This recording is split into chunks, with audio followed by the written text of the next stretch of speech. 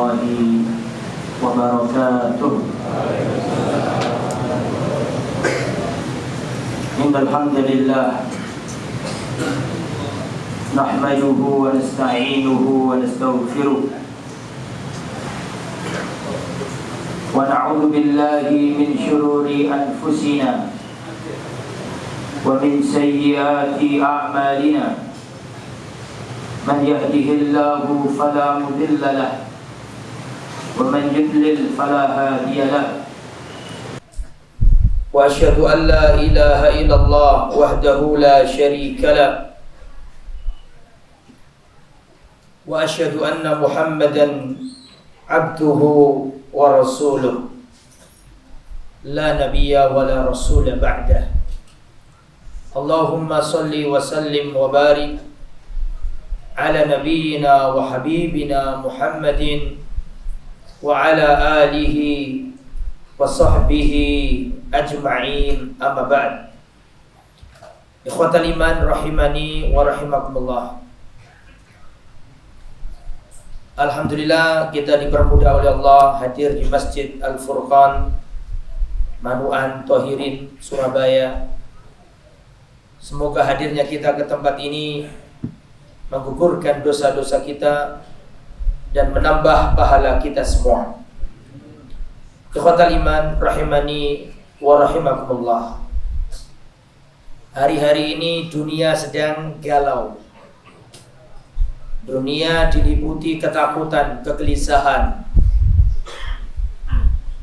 dengan adanya virus yang menghantui umat manusia. Maka kita seorang muslim harus tahu mengapa musibah itu datang. Dari mana datangnya musibah?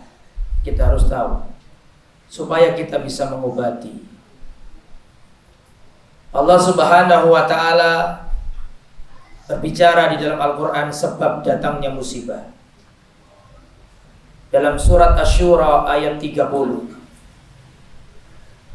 Wa ma asabakum min musibatin fabima kasabat aydikum.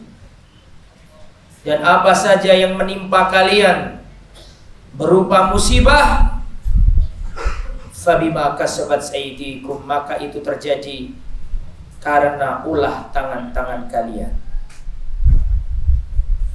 Jadi menurut Al-Quran musibah itu datang karena ada yang mengundang. Dan datangnya musibah itu karena ulah tangan umat manusia. Maka dari itulah Sayyiduna Ali bin Abi Thalib radhiyallahu anhu mengatakan, "Ma nazala bala'un illa bidhanbin wa ma rufi'a bala'un illa bitaubatin." Tidaklah datang musibah kecuali karena dosa. Wa ma rufi'a bala'un illa bitaubah. Dan musibah, bala tidak diangkat kecuali dengan taubat. Maka ini teguran keras dari Allah Subhanahu wa taala. Virus corona datang telah meluluhlantakkan kesombongan umat manusia. Kita menjadi kecil di mata Allah. Kita menjadi kecil dan kita benar-benar membutuhkan pertolongan Allah. Ikhwatal iman yang dirahmati oleh Allah Subhanahu wa taala. Maka pada kesempatan yang baik ini saya ingin menyampaikan 10 wasiat agar terhindar dari wabah dan musibah. Saya ambil dari tulisan Fadilatul Syekh Al-Ustadz Al-Doktor Abdul Razzaq bin Abdul Muhsin Al-Abbad Al-Badr hafizahullah. Beliau menulis 10 wasiat agar terhindar dari wabah. Asyru wasaya lil wiqayati minal wabah. 10 wasiat agar terhindar dari wabah. Ini tulisan lama.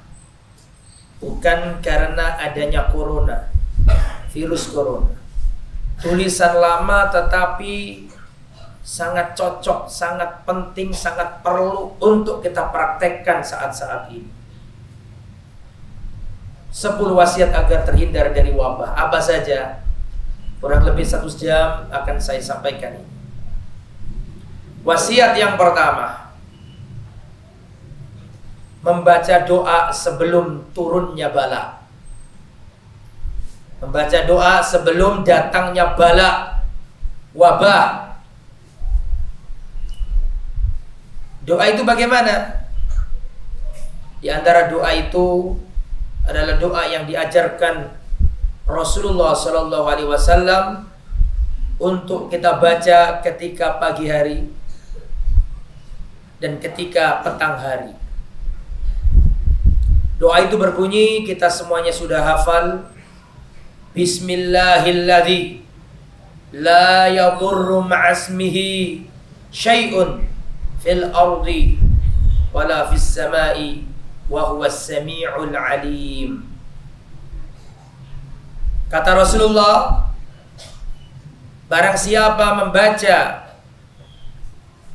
doa ini 3 hari di waktu pagi, lam tusibhu faj'atu bala'in hatta, mohon maaf, jika orang membaca doa ini di sore hari, kata Nabi, lam tusibhu faj'atu bala'in hatta yusbiha, maka dia akan tidak tertimpa wabah yang datang bertubi-tubi. Ya, ketika kalau dibaca sore hari maka sampai pagi hari ia tidak tertimpa bala secara tiba-tiba. Dan waman qalaha hina yusbihu thalatha marratin lam tusibhu faj'atu bala'in hatta yumsiya. Dan barang siapa membaca doa ini 3 kali ketika pagi hari, maka dia tidak akan tertimpa bala yang datang secara tiba-tiba hingga waktu sore hari. Jadi pagi dibaca 3 kali, sore dibaca 3 kali. Bismillahilladzi la yadurruhu ma'asmihi syai'un fil ardi wala fis sama'i wa huwas sami'ul alim. Materinya sudah saya kirim di grup Al-Furqan. Dibuka dan disimak. Bismillahilladzi, dengan menyebut nama Allah, alladzi la yadurru ma'asmihi syai'un fil ardi wala fis sama', yang mana dengan nama Allah itu tidak ada suatu apapun di langit dan di bumi yang bisa memberikan kemudaratan mara bahaya. Tidak ada. Wa huwas sami'ul alim, dan Allah Maha mendengar lagi Maha mengetahui.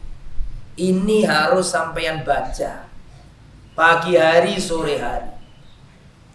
Ayo dibaca bareng semuanya. Bismillahilladzi la yadurru ma'asmihi syai'un fil ardi wala fis sama'i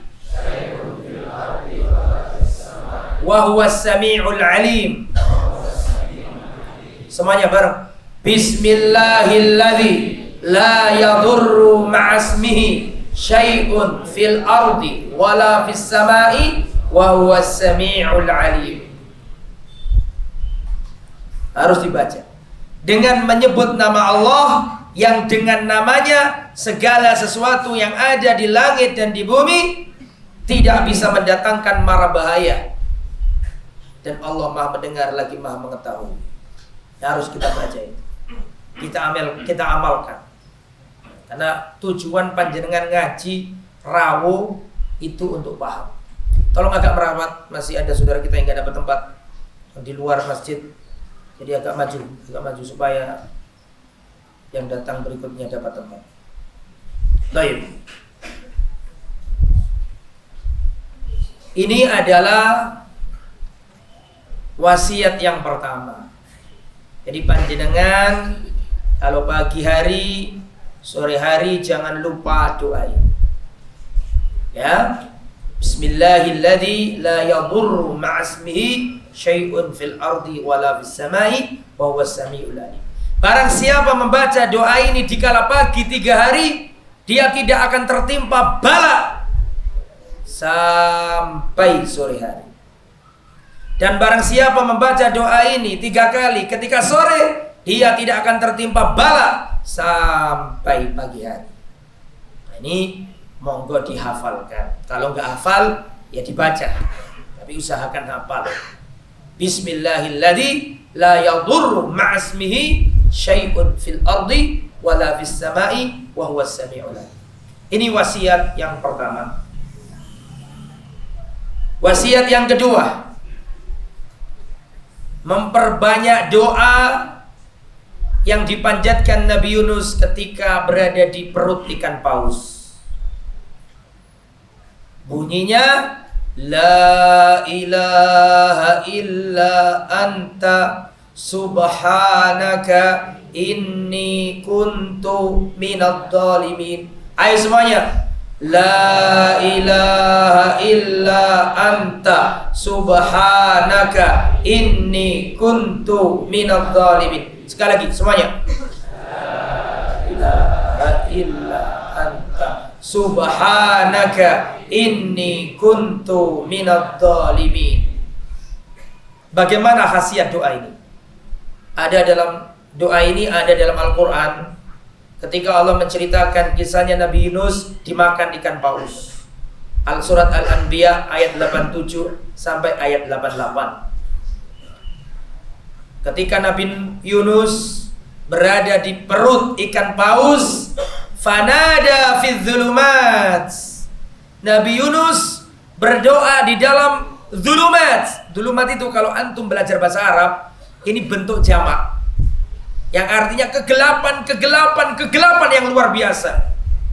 Karena beliau ada di perut ikan. Perutnya ikan ada di dalam ikan. Dan ikannya ada di kedalaman samudra. Makanya lafaz yang Allah pakai fanada fi dzulumat. Dan ketika Nabi Yunus berdoa fi dzulumat, di kegelapan. Coba tengah malam nanti jam 12 malam, panjenengan ada di kamar, matikan lampu total,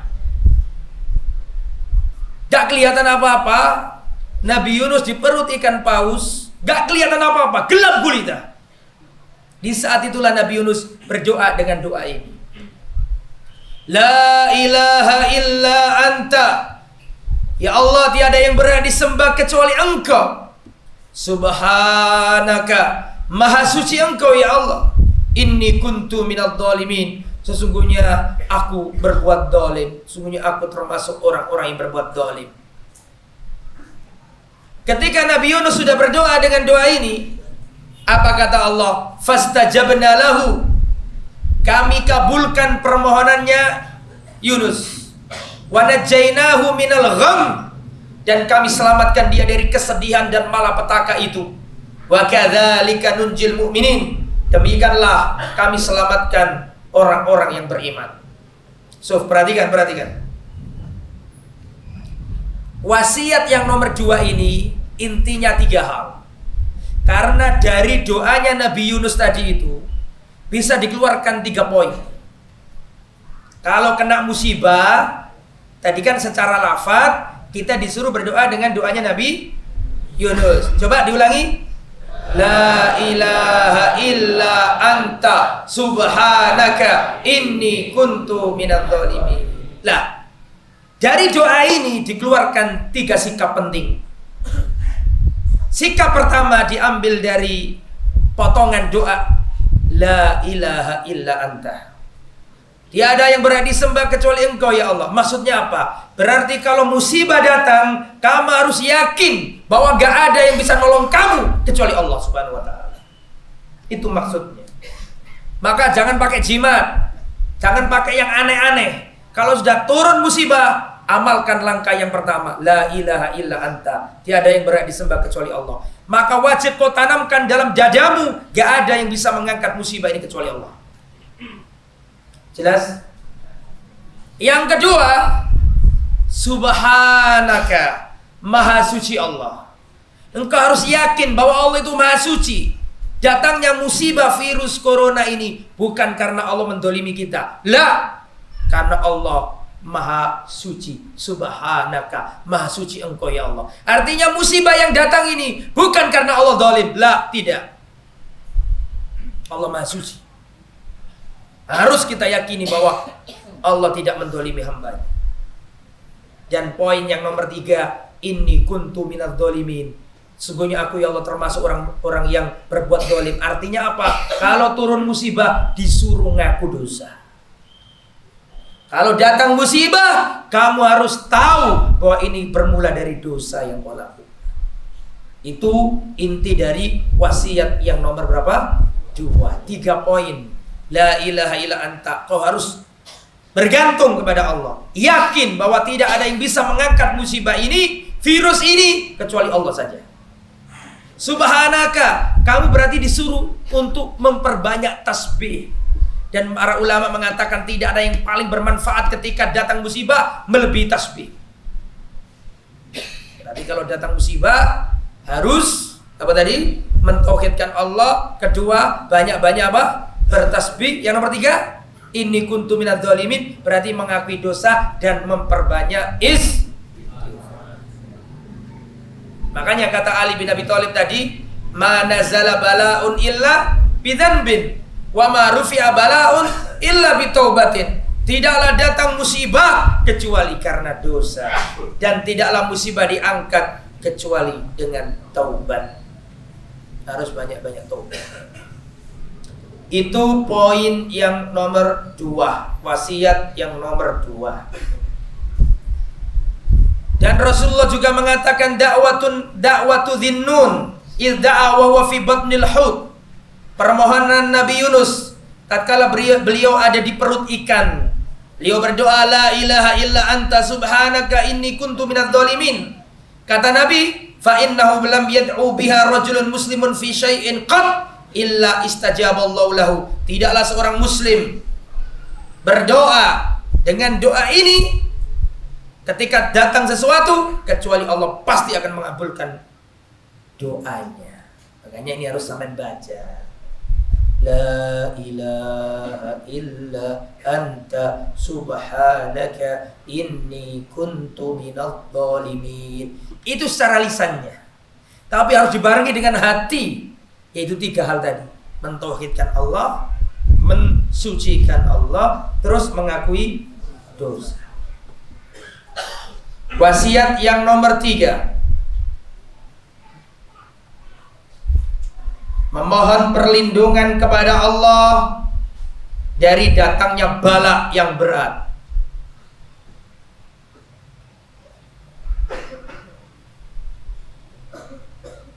Rasulullah sallallahu alaihi wasallam bersabda,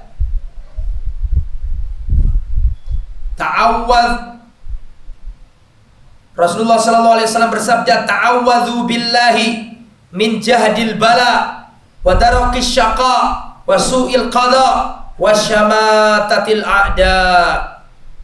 Rasulullah menyuruh kita, mohonlah kalian perlindungan kepada Allah dari bala yang berat, sebab-sebab kesengsaraan, takdir yang buruk, dan kegembiraan musuh. Berarti Allahumma inni a'udzubika min jahdil bala. Ya Allah, aku berlindung kepadamu dari beratnya bala. Allahumma inni a'udzubika min jahdil bala. Dan ada ta'awud, perlindungan yang diajari Nabi. Dulu Rasulullah itu berlindung dari jin, berlindung dari ini, berlindung dari itu. Tapi ketika turun surat Al-Falaq, Rasulullah memakai ta'awud dalam surat Al-Falaq dan meninggalkan ta'awud-ta'awud yang lain. Bismillah.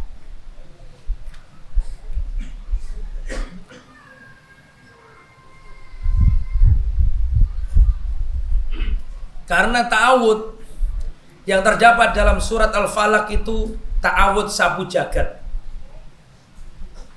Qul a'udzu birabbil falaq. Qul, katakan Muhammad, a'udzu birabbil falaq, aku berlindung kepada Tuhannya Falak. Tuhannya Falak itu siapa?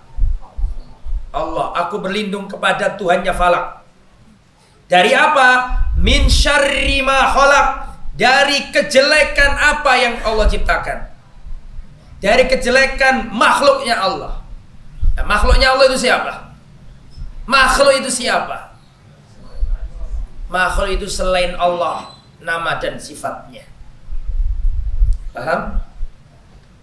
Berarti kalau panjenengan sudah berdoa, qul a'udzu birabbil falaq min syarri ma khalaq, ini sudah mencakup seluruhnya. Ya Allah, aku berlindung kepadamu min syarri ma khalaq. A'udzu bikalimatillahi tammati min syarri ma khalaq. Sudah hafal doa itu? Ayo, dihafal semuanya. A'udzu bikalimatillahi tammah. Ayo diulangi. A'udzu bikalimatillahi tammah min syarri ma khalaq. Artinya, ya Allah, aku berlindung dengan kalimat-kalimatmu yang sempurna dari kejelekan semua yang kau ciptakan.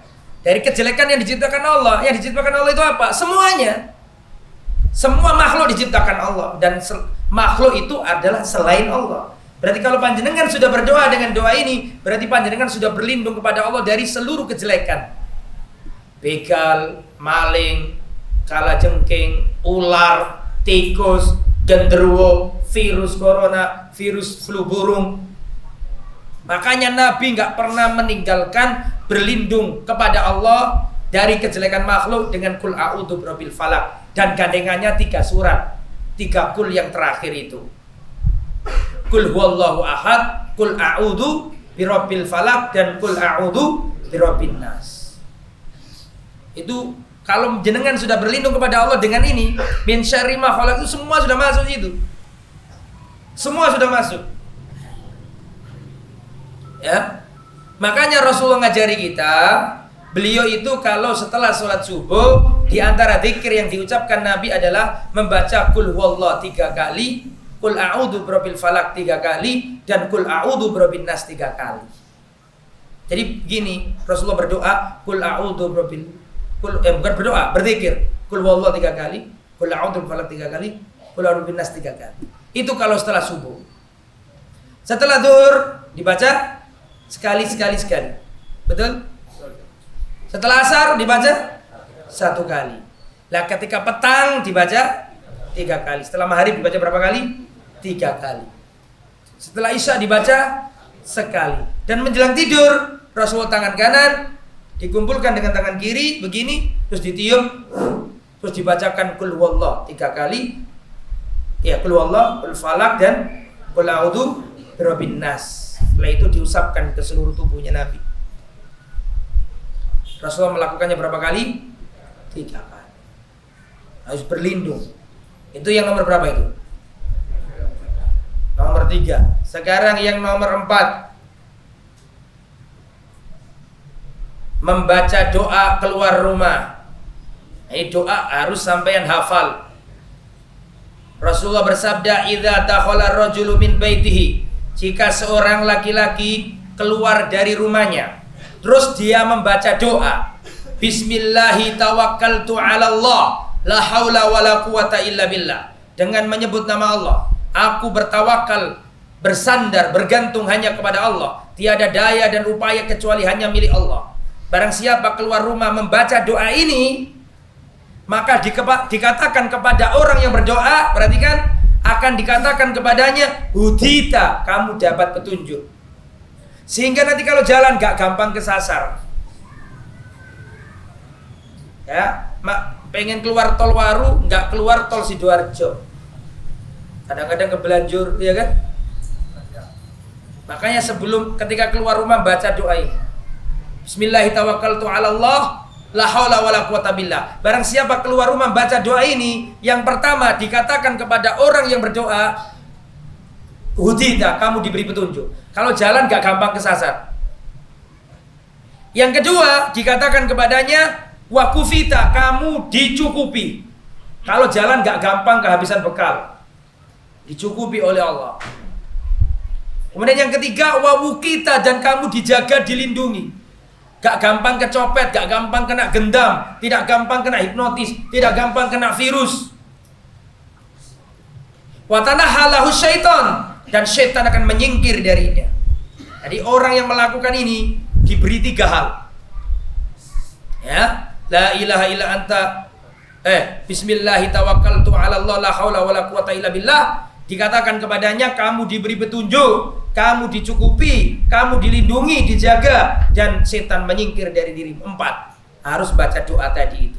Maka dikatakan kepada setan, setan berkata kepada setan yang lain, kaifalaka birajulin qad hudiya wa kufiya wa uqiya. Bagaimana kau bisa memberi bahaya kepada orang yang sudah diberi petunjuk, dicukupi, dan dilindungi? Gak mungkin kita bisa menggodanya.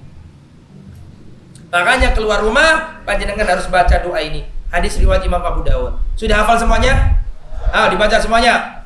Bismillahi tawakkaltu 'ala Allah, la haula wala quwata illa billah. Sekali lagi, ya Allah.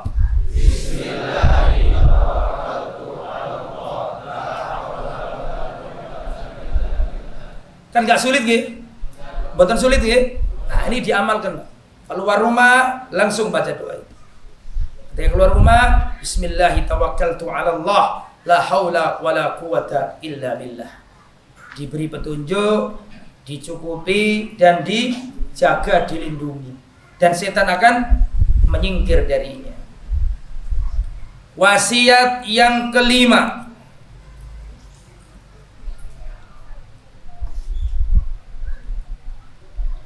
mohon keselamatan kepada Allah di pagi hari dan sore hari. Minta al-afiyah kepada Allah. Minta apa? Al-afiyah. Al-afiyah diartikan keselamatan boleh. Al-afiyah itu lebih umum dari kesehatan. Saman kalau ditanya orang, gimana kabarnya Mas? Masya Allah, alhamdulillah, saya sehat walafiat. Kan gitu jawabannya biasanya. Gitu? Lah, al-afiyah itu lebih umum daripada sehat. Makanya doanya kan, ya Allah berikan afiyah dalam diriku, dalam agamaku, dalam duniaku. Nah, saya bacakan.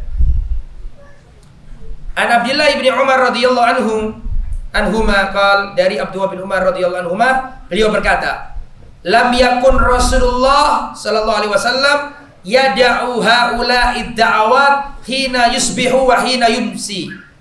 Rasulullah tidak pernah meninggalkan doa-doa ini ketika pagi hari dan sore hari.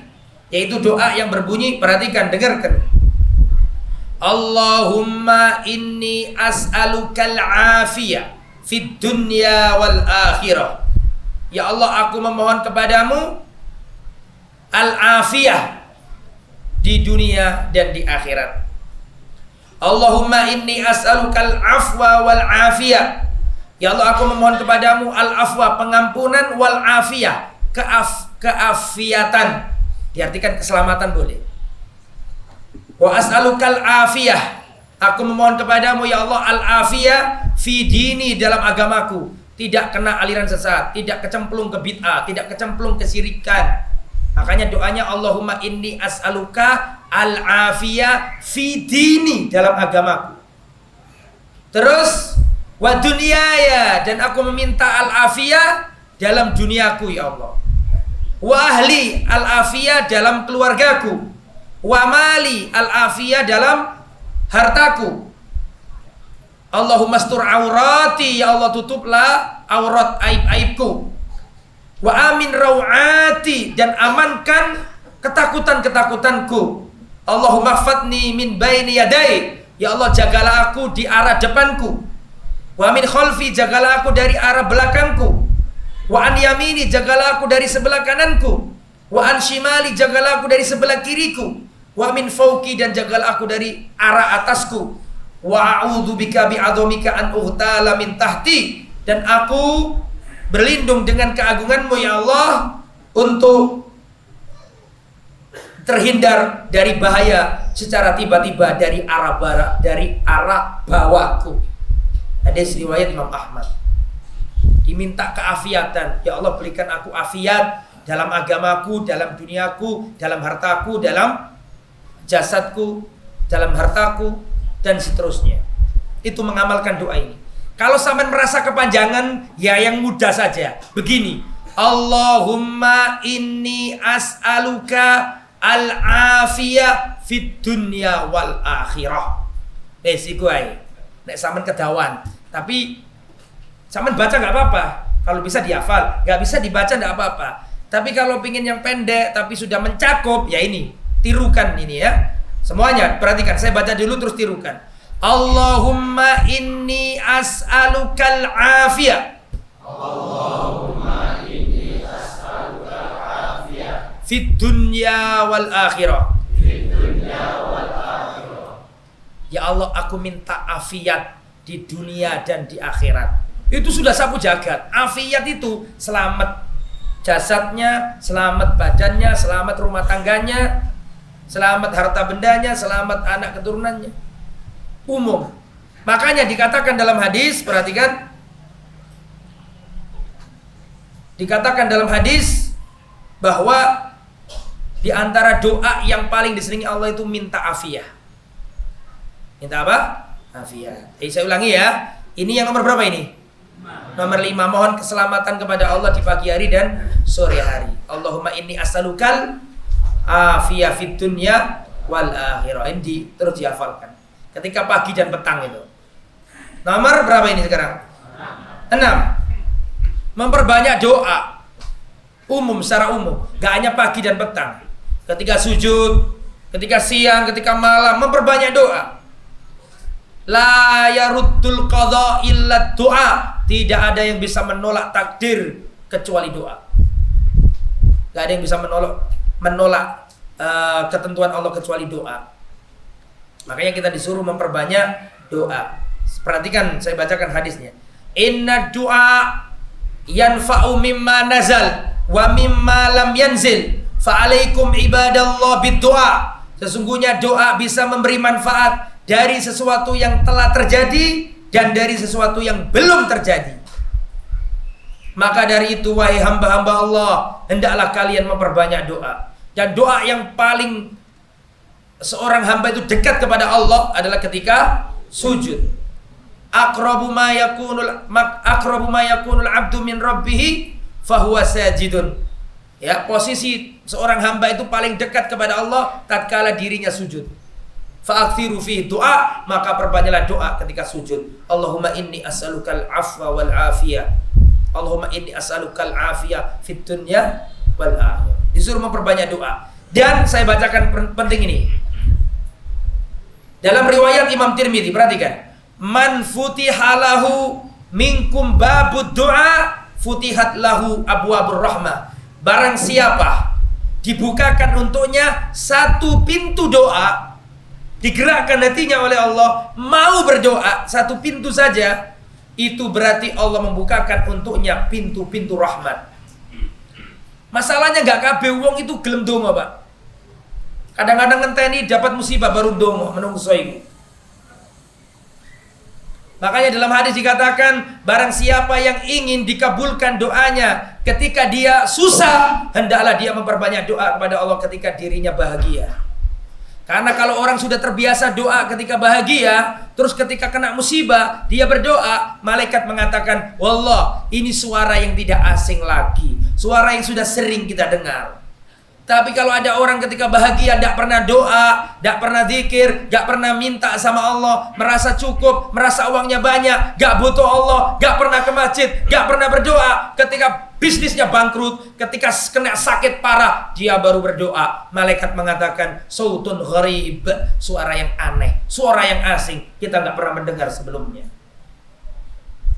Makanya Rasulullah bersabda, man lam yad'ullah yaghdab alaihi. Barang siapa yang tidak berdoa kepada Allah, Allah murka kepadanya. Suruh berdoa kita ini. Dan wa ma su'ilallahu syai'an ahabba ilahi min an yus'al afiyah. Perhatikan, ini hadis luar biasa ini. Perhatikan. Tidaklah Allah dimintai sesuatu yang lebih ia cintai melebihi ketika dimintai al-afiyah. Jadi permohonan yang paling dicintai Allah dari hamba adalah permohonan al-afiyah. Al-afiyah itu mencukup semuanya. Ya Allah, aku minta kepadamu afiyah. Berarti badannya sehat, hartanya barokah, rumah tangganya ayam tentrem. Itu maksudnya afiyah. Makanya kata Rasulullah SAW, ya Allah itu paling seneng dimintai hambanya, yaitu permintaan al-afiyah. Ini permintaan yang paling disenangi Allah, minta al-afiyah. Jadi nek ndonga iku aja terlalu teknis. Ya Allah, aku minta mobil merek ini tahun sekian, mereknya ini, ndak usah ngono itu, terlalu teknis. Minta yang umum tapi yang gede, minta itu jangan yang kecil-kecil, minta surga Firdaus. Minta kendaraan yang nyaman, gitu aja. Gak usah sak merek sak bane model merek opo, tipe E, nggak usah. Nah, itu namanya terlalu takaluf dalam apa? Berdoa. Ya Allah, berikan kepada aku mobil ini, warnanya ini, yang merek ini, yang model bensin apa solar, enggak usah. Terlalu apa? Minta itu yang tinggi, jangan minta yang terlalu teknis. Biarkan Allah yang miliki yang terbaik untuk. Ya Allah, jadikan fulana itu istriku ya Allah. Misalnya sampean bujang, masih jomblo, kok cocok melihat ada seorang akhwat lewat. Terus sampean merasa jatuh cinta sama akhwat itu, terus sampean dongo, ya Allah jadikan Fatimah itu istriku ya Allah. Jangan begitu doanya itu. Tapi berdoalah, ya Allah karuniakan kepada aku istri yang salihah, yang terserah sebut. Tapi kalau sudah kamu patok namanya, loh kamu kok tahu itu baik kalau untukmu? Bisa jadi Allah kabulkan, itu dikei karo Allah. Tapi ini jahat, ojo salah Allah, kamu sing jaluk. Kayak dongo sing tinggi, ojo sing remeh-remeh. Paham ya? Kamu kok tahu kalau Fatimah baik? Kan belum tentu bagimu kan? Nanti ketika dicintai ternyata, loh kok gini akhlaknya? Ya gak salahnya Allah kalau kamu minta dia. Betul apa enggak? Nah, kecuali kalau sudah proses, ente ngomong, ya Allah kalau pernikahanku dengan fulan ini baik, ya Allah mudahkanlah. Kalau ternyata nggak baik, ya Allah jauhkanlah. Itu boleh kalau itu nggak ada masalah kalau seperti itu. Tapi dari jauh-jauh sudah dipatok namanya, bisa jadi Allah turuti. Dan itu belum tentu baik untuk dirimu. Termasuk itu dalam berdoa ya. Jadi doa yang paling disenangi Allah, doa apa tadi? Afiyah. Ayo coba diulangi lagi. Allahumma inni as'alukal afiyah fid dunya wal akhirah. Afiyah di dunia itu artinya jasadnya sehat, gak gampang sakit-sakitan, hartanya barokah, istrinya nurut. Di akhirat, afiyat di akhirat maksudnya apa? Masuk surga. Itu yang nomor berapa itu? 6. Wasiat yang nomor 7. Menghindari tempat-tempat tersebarnya wabah.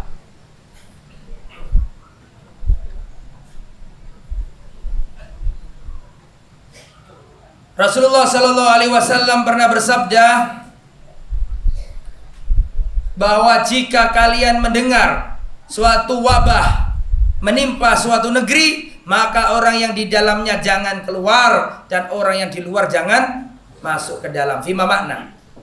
Umar bin Khattab pernah berangkat menuju negeri Syam. Syam kalau sekarang ya Palestina, Suria, Lebanon, Jordania.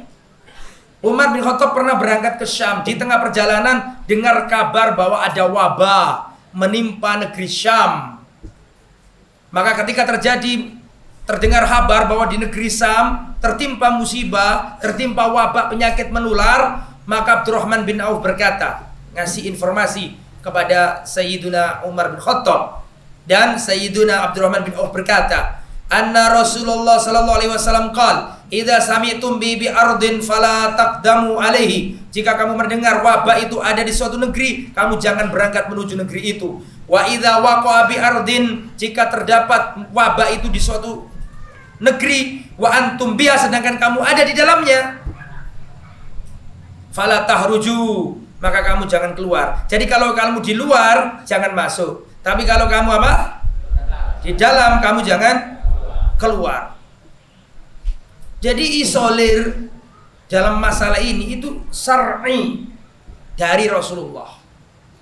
Kalau ada wabah di suatu negeri, yang di negeri itu jangan keluar, dan yang di luar jangan masuk. Itu syar'i dari Rasulullah SAW. Firru minal majdumi firaraka minal asad. Larilah dari orang yang kena penyakit judam seperti kamu lari dari singa. Ya, makanya takut itu ada dua. Ada takut yang haram, ada takut yang tobi'i boleh. Takut yang haram itu takut yang gak ada sebab ilmiahnya, gak ada syar'inya, gak ada ilmiahnya, terus takut, itu gak boleh. Nah sekarang saya mau tanya, corona ini ilmiah apa enggak? Ilmiah sudah teruji. Gak boleh sampai terus aku tauhidku kuat, terus dia gak mau mengambil sebab penanggulangan, terus mencari sebab syar'i tok, dongo tok, ini tok, terus dia gak mau pakai apa sebab qadari, sebab ilmiah tadi itu, nggak ngurus, nggak gobris, pasti ada. Sama dengan orang tauhidku kuat, aku tidak takut kecuali kepada Allah. Dia datang ke kebun bin ngomong sama petugasnya, Pak petugas tolong dibuka ini pintu kandangnya singa. Aja apa Pak? Saya tauhid saya sudah kuat. Saya ingin membuktikan bahwa saya ini tidak takut kecuali kepada Allah. Lalu dia masuk ke kandang macan, dia dipangan awakmu. Sama dengan orang melete menantang apa? Virus-virus di corona, menantang dengan sombong. Oh, jangan menentang. Gak ada yang selamat dari murka Allah Subhanahu wa taala. Berlindunglah, jangan menentang. Jangan sombong gak akan mampu. Ya, tak boleh kayak gitu. Harus berlindung pada Allah. Ya Allah, Allahumma in a'udzu bikalimatillahi tammati min syarri ma khalaq. Aku berlindung dengan kalimat-kalimat Allah yang sempurna min syarri ma khalaq, dari kejelekan-kejelekan makhluk. Corona makhluk enggak? Ciptaan Allah benda? Ciptaan. Jadi kalau sampai doa pakai doa ini sudah masuk. Harus serum diulang-ulang itu.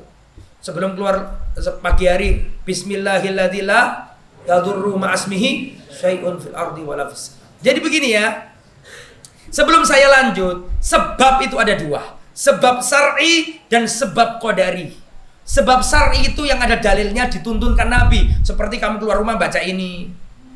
Seperti kamu kalau pagi baca ini, kamu banyak-banyak sedekah, kamu banyak-banyak sholat malam agar kamu dihindarkan dari penyakit. Ini namanya sebab syar'i.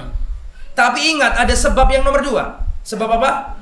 Qadari, artinya sebab-sebab ilmiah supaya kamu tidak terlindungi. Di antaranya sebab kauninya atau sebab qadarinya adalah kamu harus banyak-banyak cuci apa? Tangan. Atau mendengarkan nasihat dan arahan dari para dokter yang terpercaya. Beliau itu memberi kesimpulan yang harus dilakukan 1, 2, 3 dengan fakta ilmiah. Nah ini sebab qadari, ini juga harus dipakai. Paham ya? Di antara kalau terbukti misalnya sebab, di antara misalnya sebabnya penularan itu lewat apa? Jabat tangan, maka tidak apa-apa. Kalau memang itu benar-benar secara ilmiah, maka boleh kita untuk tidak melakukan itu. Bisa dipahami saya? Nah, taib. Makanya kan ada darul mafasid muqaddam ala jalbil masoleh. Menolak kemadharatan lebih diutamakan daripada menarik manfaat. Sampai salaman ada manfaatnya enggak? Tolong dijawab, ada manfaatnya enggak? Ada. Ada hadisnya kan gitu kan. Tapi misalnya terbukti ilmiah di era-era tertentu, ketika ada kasus-kasus tertentu, ada virus-virus tertentu, ternyata berdasarkan ilmiah itu bisa apa? Bisa menular. Berarti ada madharat enggak di sini? Maka ketika manfaat bertemu sama madharat, maka dalam hal ini yang dimenangkan yang sisi mana? Madharatnya. Makanya darul mafasid muqaddam ala jalbil masalih. Menolak kemudaratan lebih diutamakan daripada daripada mengambil manfaat. Saya mau tanya, khamr ada manfaatnya enggak? Tolong jawab, ada enggak? Ada. Oh, Al-Qur'an yang ngomong ada kok. Ya, yas'alunaka 'anil khamri wal maisir qul fihima itsmun. Ya, wa itsmuhuma akbaru. Ada manfaatnya ya, tapi wa itsmuhuma akbaru min naf'ihima, tapi dosanya lebih besar dari manfaatnya. Ketika ada dosa, ada madharat, ada manfaat. Manfaatnya kalau lagi musim dingin bisa hangat katanya gitu. Siapa yang pernah nyoba angkat tangan? Oh, nggak usah. Ada manfaatnya nggak berarti? Ada, tapi ketika manfaat bertemu dengan apa? Wallahu alam, apakah termasuk ini diantaranya? Wallahu alam bisawab. Kalau memang terbukti ilmiah berdasarkan riset, ternyata diantara faktor penyebarannya adalah apa? Jabat tangan, maka wallahu alam tidak mengapa. Sebagaimana kalau sholat dan seperti saya dapat selebaran atau dapat banyak share-sharean fatwa dari Timur Tengah, boleh dalam kasus seperti ini untuk meninggalkan sholat apa? Padahal itu wajib. Wajib enggak? Sholat Jumat wajib enggak? Nemen wajib. Itu saja diapakan? Ditinggalkan jika terbukti terjadi fakta yang mengatakan bisa menular lewat itu. Apalagi jabat tangan yang tidak wajib. Sampai paham nggak maksud saya? Nah, itu maksud saya. Ya. Jadi seperti itu. Kemudian selanjutnya, nomor berapa sekarang? Nomor 8 sekarang. Wasiat nomor 8. Senantiasa berbuat kebaikan. Nah, ini penting nih. Saya bacakan hadisnya dari Anas bin Malik. Rasulullah bersabda, "Sana'i'ul ma'rufi taqi masari ussu'i wal afati wal halaka." Perbuatan-perbuatan baik dapat menghindarkan diri dari kematian yang buruk, menghindarkan diri dari berbagai jenis penyakit dan kebinasaan. Banyak, kadang-kadang orang itu ditolong Allah karena perbuatan baiknya. Dia nolong orang yang susah, dia melihat kucing kelaparan ngeyang-ngeyong terus dikasih makanan. Perbuatan baik loh ini. Bisa jadi karena jalanan ini kamu dilindungi Allah dari musibah. Lalu jangan remehkan loh. Ada orang fakir, ada orang di depan rumahmu lenga-lengu, kelihatan orang mencari sesuatu belum ketemu, sampai tanya, "Mas, ada apa, Mas?" "Oh iya, Pak, saya cari rumahnya Pak ini." Sepele loh itu, tapi ente nolong orang. Ya, jangan pernah meremehkan kebaikan meskipun sedikit. Meskipun kamu melihat ada semut kecemplung di air yang ada di kolam kamar mandi itu, ambil ya semut itu, taruh di dinding. Wallah, bisa jadi itu sebab kamu ditolong Allah dari kebinasaan. Makanya Rasulullah mengatakan, "Sana'il ma'ruf taqil masari ussu, taqi masari assu wal afat wal halakat." Perbuatan-perbuatan baik itu menghindarkan diri dari kematian yang buruk, menghindarkan diri dari penyakit-penyakit dan kebinasaan. Hanya banyak berbuat baik, ya, nolong orang. Dan jangan egois. Kena musibah gini semua diborong. Beras satu toko diborong semuanya. Khawatir nanti ada apa-apa sulit cari makan. Ya. Apalagi yang diborong biasanya kalau kayak gini. Hah? Iya, masker. Masih ada dah sekarang? Masih? Sudah habis. Ketakutan semua. Lah, ini jangan sampai-sampean ini mengambil sebab qadari terus sampai lupa dengan sebab syar'i. Tadi kan saya juga sebabnya. Itu ditulis itu, nggak ada di kitab. Sebabnya ada berapa tadi? 2. Sebab syar'i dan sebab qadari. Jangan qadari toh, itu biasanya orang kafir, sebab qadari itu. Orang kafir semua dibeli karena takut mati. Karena mereka nggak punya sebab apa? Syar'i. Ada sebab syar'i menurut mereka tapi ngawur dan salah. Contohnya wong India adus teletonge kebo. Teletonge apa? Sapi mbek oyone sapi. Ada nggak itu? Tanya, dia menganggap dirinya nggak bisa. Bagi mereka itu sebab syar'i. Bagi mereka syar'i menurut mereka. Tapi menurut Islam itu tidak syar'i dan tidak qadari. Coba taruh di lab itu teletongnya sapi itu. Itu bergizi apa bermudarat itu. Ya ilmiah. Gak masuk akal, maka nggak boleh. Terus ada orang pakai jimat, aku nggak akan kena corona, virus corona, aku pakai jimat.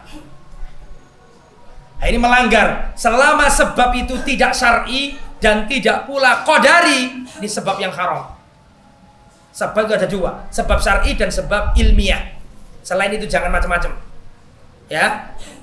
Jadi disuruh memperbanyak apa tadi?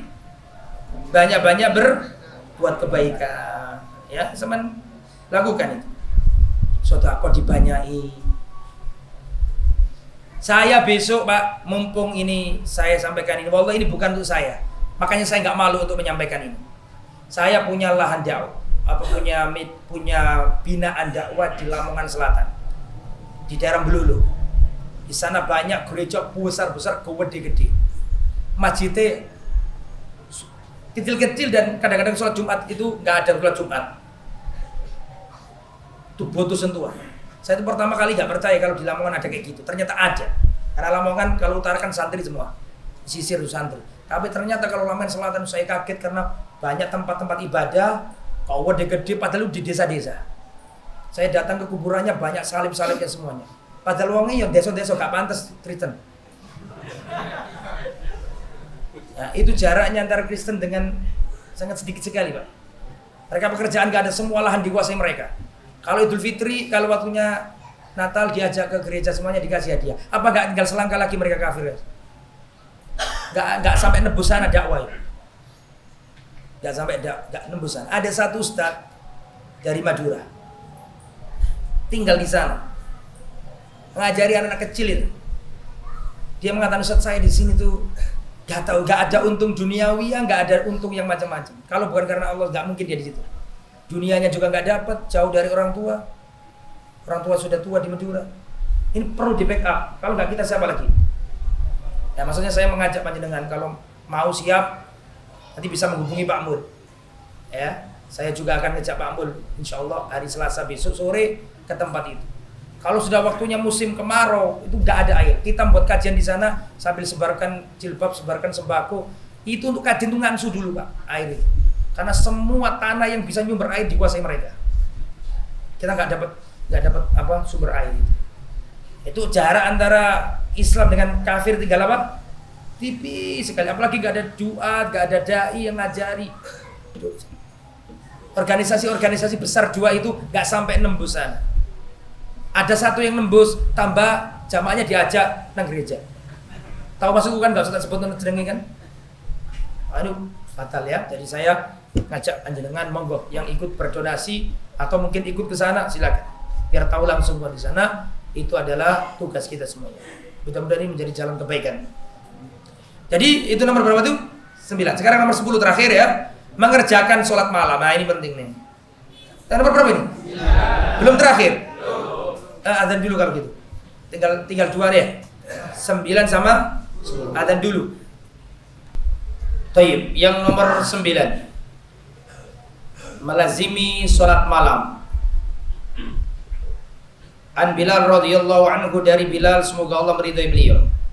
Anna Rasulullah sallallahu alaihi wasallam qala, Rasulullah bersabda, "Alaikum biqiyamil lail." Kerjakanlah, berpegang teguhlah, pegang erat salat malam. Fa innahu da'abus salihin. Sesungguhnya salat malam adalah kebiasaan orang-orang soleh. Salat malam adalah rekreasinya para kekasih Allah. Salat malam adalah tamasyanya orang-orang soleh. Fa inna qiyamal laili qurbatun ilallah. Sesungguhnya salat malam itu mendekatkan diri kepada Allah. Wa manhatun 'anil itsmi, dan mencegah dosa. Wa takfirun lisayyiati, dan pelebur kesalahan-kesalahan. Wa mataradatun liddai 'anil jasadi, dan salat malam itu adalah pengusir penyakit yang ada di jasad manusia. Disuruh memperbanyak salat malam. Kebiasaan, ciri khas orang-orang soleh, mendekatkan diri kepada Allah, mencegah dari kemaksiatan, pelebur segala dosa dan kesalahan, dan pengusir datangnya penyakit dari jasad manusia. Hadis riwayat Imam Tirmidzi. Yang terakhir, menutup tempat makanan dan minuman. Rasulullah sallallahu alaihi wasallam bersabda, "Ghattu al-ina'a wa auqu as-siqa'ah." Tutuplah wadah makanan dan rapatkanlah bejana minuman. Ini panci-panci tutup. Gelas-gelas yang ada airnya kasih tutup.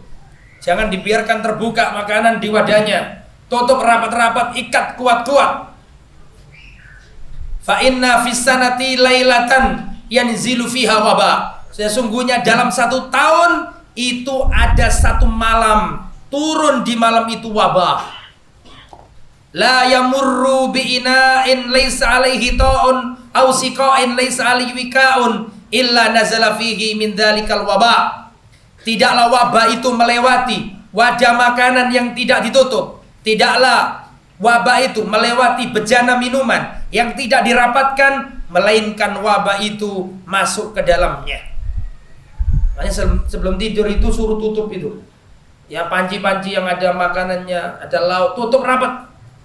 Minuman-minuman dirapetin semuanya. Karena dalam 1 tahun itu ada 1 malam, yang 1 malam itu turun wabah. Dan tidaklah wabah itu melewati bejana dan tempat wadah-wadah yang terbuka, kecuali akan singgah dan masuk ke tempat itu. Kata Al-Imam Ibnu Qayyim, ya, cara seperti ini tidak pernah dibahas di dunia kedokteran dan ilmu pengetahuan. Itu yang ngomong Imam Ibnu Qayyim pada tahun itu. Sudah ngomong seperti itu. Maka ini harus kita amalkan ini semuanya, ya. Jadi kita harus mengamalkan berapa wasiat tadi itu? 10 wasiat. Ya, sudah adzan, sudah selesai. Jadi silakan kalau ada pertanyaan. Nah, ini jangan dilupakan 10 wasiat tadi dan kita harus berusaha bisa mengamalkannya.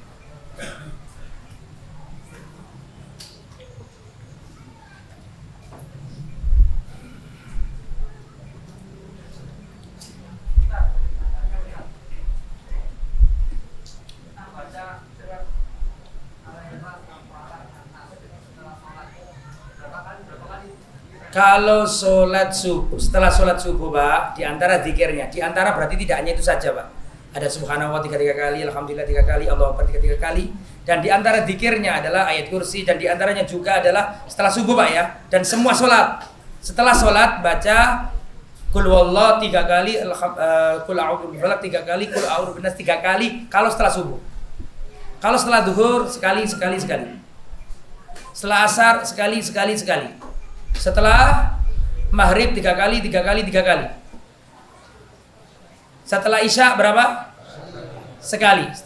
Jadi Pak, yang 3 kali itu maghrib dan subuh, pagi dan petang. Dan 3 kali juga sebelum apa? Tidur.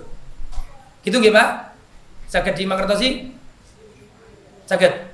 Jadi sholat 5 waktu itu yang 3 itu subuh sama maghrib. Selain itu satu. Dan menjelang tidur dibaca 3, tangan kanan, tangan kiri. Dibacakan harus diusapkan ke seluruh tubuh. Sudah sering saya sampaikan. Assalamualaikum Ustaz. Waalaikumsalam warahmatullahi wabarakatuh. Apabila ada Ustadz nasional yang datang mengisi tabligh akbar dan berbenturan dengan jadwal kajian rutin, bagaimana sikap terbaik kita untuk kaum muslimin? Syukran. Dulu itu kita punya komitmen sama teman-teman, kalau ada Ustadz kunjung ke Surabaya biar satu kita liburkan. Tapi sekarang tiap minggu ada terus, jadi gak mungkin kita kajian kita liburkan. Antum paham maksud saya? Jadi terserah jamaah saja. Karena kalau kita berpedoman seperti itu, hampir setiap minggu di Surabaya ada Ustadz luar Surabaya datang. Alhamdulillah itu manfaat, kita gak mencegah, bagus ya. Tapi kalau dengan itu kemudian kita matikan kajian rutin, nggak mungkin. Paham maksud saya? Karena kajian rutin kan terus, ngaji kitab, ya kan? Jadi sekarang ya sudah, terserah, monggo ngaji kitab monggo, dan kita nggak mungkin mencegah orang mencari ilmu ke ustadz yang lebih senior, lebih bagus penyampaiannya, ya monggo silakan. Tapi lihat kondisinya. Kalau sekarang ini kan hampir tiap minggu ada ustadz non Surabaya datang ke Surabaya, ya monggo, itu bagus, manfaat. Ya apalagi para senior yang punya ilmu banyak, alhamdulillah. Tapi kalau harus setiap minggu, harus kalau ada kajian nasional diliburkan, maka dipastikan selama 1 bulan gak ada jalan kajian rutin, karena setiap minggu pasti ada. Betul apa enggak? Iya. Jadi tetap jalan kajian rutinnya. Dan boleh, silakan pilih. Ilmu itu seperti pasar kebaikan maksud saya. Kalau mau yang selera itu ya monggo selera itu. Tapi intinya silakan ngaji ke ustadz manapun, tapi antum punya skala prioritas lah. Oh ini ngaji kita harus runut, ini harus punya seperti itu. Jadi jangan semua untuk kajian-kajian non tematik, harus semua tematik jangan. Harus punya kajian akidah yang rutin. Dan alhamdulillah di masjid kita ini kan selalu materinya materi akidah. Ya insyaallah nanti setelah ini kita Jadi kitabnya sudah dipesankan, sudah ada, tapi qadarullah hari ini barangnya ada tapi tokonya yang apa? Tutup. Jadi insya Allah pertemuan akan datang kita mulai. Jika tidak ada halangan, jika Allah memudahkan, kita mulai kitab baru karena kita sudah selesai kitab apa? Kitab Usulus Sunnah. Dan kita akan datang kitab baru, yaitu kitab apa tadi? Hud Aqidah, insya Allah. Jadi tadi ya, sekali lagi nggak harus dipilih, harus ini, harus yes, monggo silakan. Karena sekarang sudah setiap ini sudah ada ustadz dari luar. Assalamualaikum warahmatullahi wabarakatuh. Waalaikumsalam warahmatullahi wabarakatuh. Ustadz, apakah harta waris yang belum dibagi akan menjadi belenggu bagi si mayit? Saya nggak tahu ada riwayat yang seperti itu. Intinya segera dibagi agar tidak menjadi sengketa. Ada yang mengatakan, "Wes tidak apa-apa Ustadz, ini kita legowo kok, satu keluarga ini nggak usah dibagi dulu." Ya sekarang legowo. Kalau sudah mati ganti cucu-cucu, ganti anak-anak, sengketa itu. Betul apa enggak? Segera bagi. Nanti kalau sekarang dulur telu, atine padha kabeh, atine apik-apik kabeh. Tapi bojone sapa sing jamin? Wong kadang sing garai rame itu menantu-menantu iku. Ya enggak? Ngakui sampe ning ngono iku. Kadang-kadang dulur telu rukun, ya kan? Terus apik kabeh atine, kadulur kacilik wis apik. Tapi bojone si apik belum tentu bojone be apik. Nasi jalu kok sampe niku Mas. Pendino rong dino gak mempan telung dino. Iya ya butuh aku. Akhirnya kacau nah.